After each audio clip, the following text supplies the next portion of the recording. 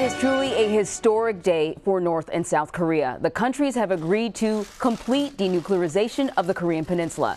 North Korean leader Kim Jong-un and South Korean President Jae-in held a monumental summit in the demilitarized zone today. The two leaders signed a joint statement and then delivered remarks, announcing a series of goals, agreements, and future meetings. Now, this is the first time a North Korean leader has been in the South. For more now, we want to bring in Willis Sparks, a CBSN contributor and Signal newsletter writer for GZERO Media. So before I get your overview, your take on this, I can see you shaking your head. Shaking my head. I want to talk a little bit more about what has been agreed to here with these two leaders, because it really is remarkable. We talked about the complete denuclearization of the North Korean Peninsula and a potential peace agreement. Right.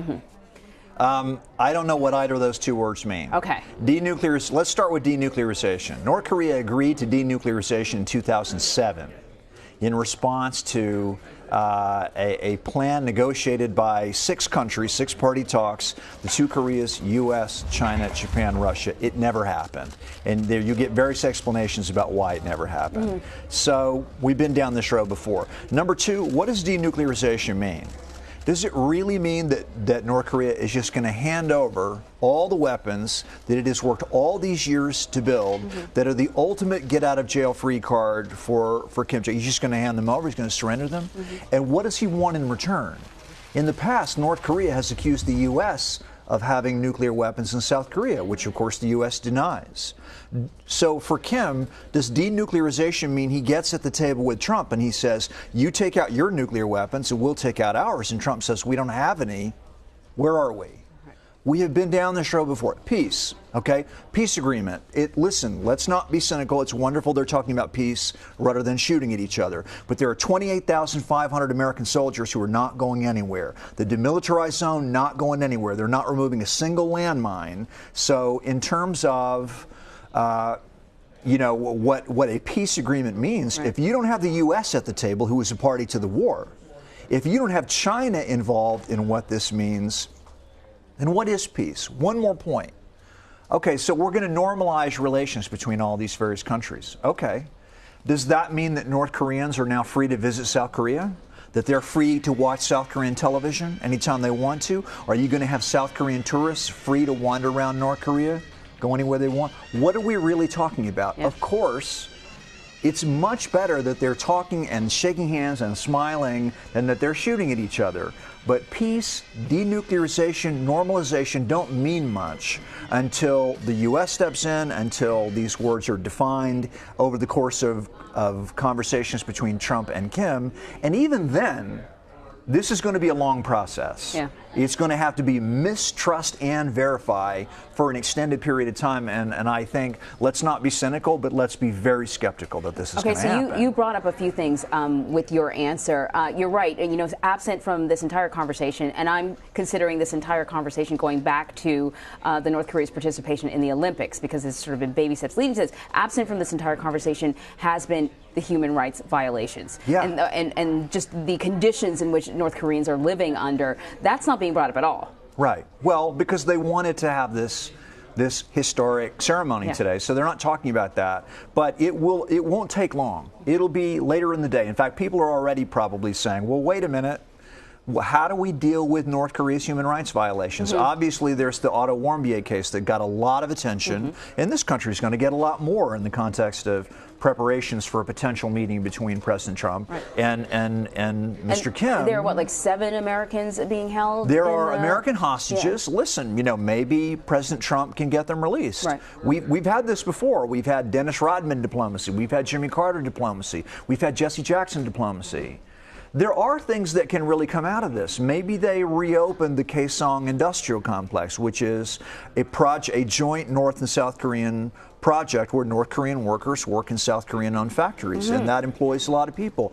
Maybe we have more reunions of families who are separated by the war. There are good things that can come out of this. But before we start talking about one country, we need to say, Really, one country? And who gets to be president of the one Korean country? And before we start talking about peace and normalization and denuclearization, there is a lot of hard work that's going to have to happen. And I think we're right to be skeptical that it's going to happen. So one country is one of the things that Kim Jong-un said in his speech. He said that we are the same people, we are the same blood, we cannot be separated, one country, and we should not be confronting each other.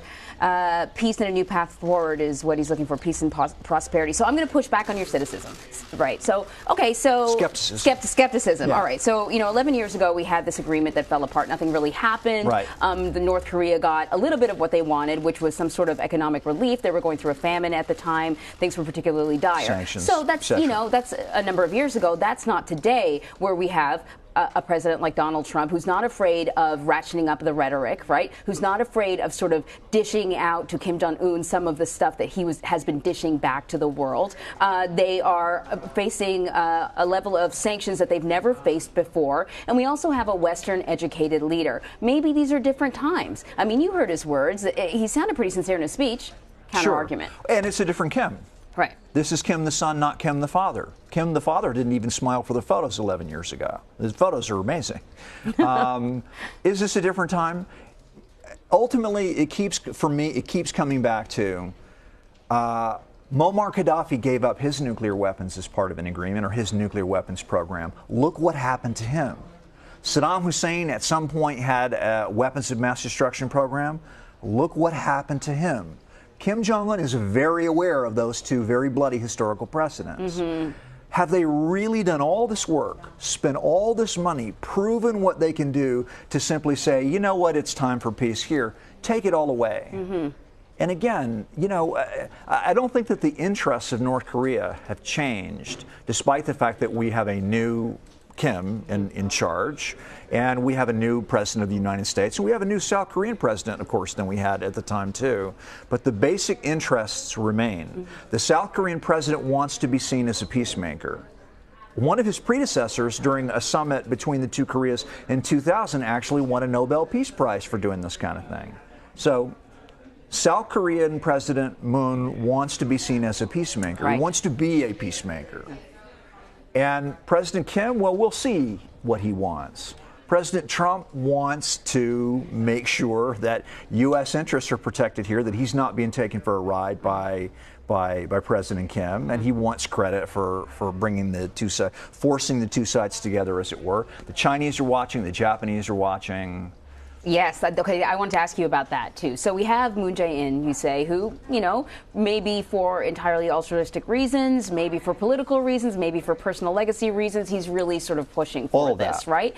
But his kind of assertiveness in pushing this timeline, because this has all happened quite rapidly, also in a way boxes out U.S. influence, Japanese influence, Russian influence, Chinese influence.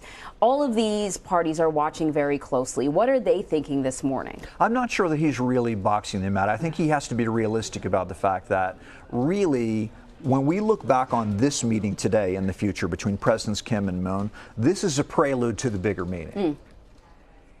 First of all. Second of all, let's remember that that President Kim, Supreme Leader Kim's first trip outside of North Korea recently, he took his train to Beijing. The Chinese are not going to be excluded from this. Right. The Chinese are going to have their say because they care very much about what, where we're going with this. What does this mean for U.S. troops in the future, et cetera? The Japanese are the ones who are really have a lot less influence here. And we saw that last week when Prime Minister Abe was here visiting President Trump, and he kept wanting, Trump to provide assurances that Trump wasn't going to cut a deal with Kim that protects the U.S. homeland but leaves Japan in range of a lot of these missiles. And President Trump promised he was not going to do that. So, we'll see. But the Japanese really are interested observers in this, and they're watching this with obvious great interest and trepidation. But I would think of this as, to use a boxing metaphor, this is the undercard. The real match that everyone is waiting for, the Chinese, the Japanese, everyone, is when Trump and Kim sits down. Because if there is some kind of deal to be had, it has to happen between the two of them. only then can we actually define what peace means, what denuclearization means, what normalization means. So in boxing, the sort of the pre-show, the trash talking back and forth is always observed really closely, right? And so we listened to Kim Jong-un today with his speech, and I sort of read off some of the highlights about, you know, the same people, about wanting a denuclearize Korean Peninsula, and I thought of Donald Trump saying that he believed North Korea and Kim Jong-un were approaching this in an honorable fashion, and everybody was like, the word honorable, I mean, you can use a lot of words, but honorable when you're talking about a dictator that we know have killed family members, kills his own people, starves his own people. So when you saw some of the words that he used and the way he approached this summit, the smiles, the handshakes, the whole nine, and knowing what we know about our president and how he reacts in face-to-face meetings versus other interactions, do you think these two men will get along? What were your observations? What were you thinking? In fairness to President Trump, when he says, you know, they're proceeding in an honorable fashion, to quote a leader from another part of the world, you don't make peace with your friends. You make peace with your enemies. And there's no purpose in insulting President Kim right now. You know, Supreme Leader Kim, you don't know what you're going to get. Right. But let's keep talking. Let's keep this on track and see if this can actually go anywhere. And so I believe what President Trump said was he's behaving in an honorable way. I don't know that he said he's an honorable person. In any case, he's trying to keep things on track. But I really believe that as we go forward over the next few weeks and months, it won't take much for this to flip and for people to start making accusations. It may not start all at once. But if somebody doesn't like something they hear, or somebody thinks that somebody else is taking advantage of the deal or playing them for a chump, the rhetoric can change really fast.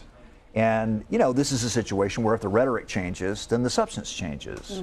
And I have to admit, I sort of expect that to happen because I just don't. I think that at the end of the day, their interests are not compatible. That Kim Jong-un is not simply going to say, here, take away all my nuclear weapons. I don't really want anything in return but peace. And when we get down to the hard work of saying, when he explains what he wants in return for this, then we'll see how President Trump responds, and we might be in a very different situation. Earlier, you talked about, you gave us a list of, you know, sort of totalitarian leaders who had started nuclear programs and what happened to them. And there's been a lot of talk about the president's declaration that we have to rip up the nuclear, the Iran nuclear deal, and that, you know, North Korea is watching very closely. Do we stick to our agreements or do we not? None of that has seemed to have come up except for in the media. Not yet. But you think it could? Oh, yeah. Well, the decision that President Trump has to make on the Iran nuclear deal will be May 12th. That's not far away. That's a couple of weeks from now. And Kim, if he does walk away from the deal, which President Macron seems to think he will, and so I would think that President Macron would know, unless Trump changes his mind. You know, I don't know that Kim Jong-un would comment on that publicly, but he's certainly watching. And there are a lot of existing agreements that President Trump has said we're going to tear up. It's not just the Iran nuclear deal. It's NAFTA. It's the U.S.-South Korean trade deal, bilateral trade deal. There are a lot of other situations where, while everyone should be skeptical of the North Koreans and their willingness to follow through on agreements they've made in the past, they're looking at President Trump thinking, can we trust him not to change his mind if he sees an opportunity to get more leverage in negotiations? If he gets tough with us, what do we do? And here's another point that I think is interesting. I was following some of the foreign coverage of this, and it appears that inside North Korea today, that the television coverage there is minimal on the summit.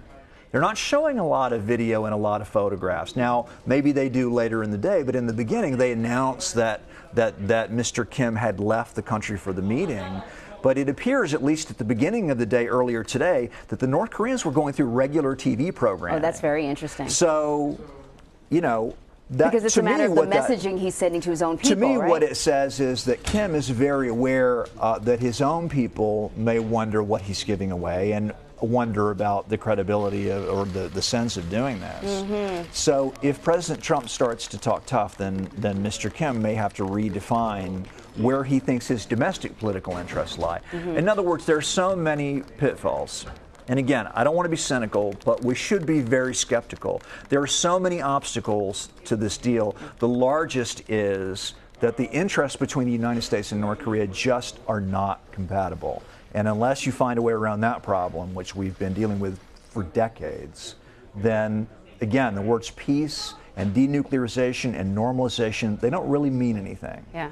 Willis Sparks, well, we'll see if the pace that we have seen previously will continue after this point. I think this story's going to go on for a while. You think the pace is going to slow down? Well, they say we're going to sign a deal on the anniversary of the armistice, a peace deal. That's July 27. So that's at least, I mean, hopefully Trump and Kim will have sat down by then, but we don't know. We don't know if that meeting will ever take place.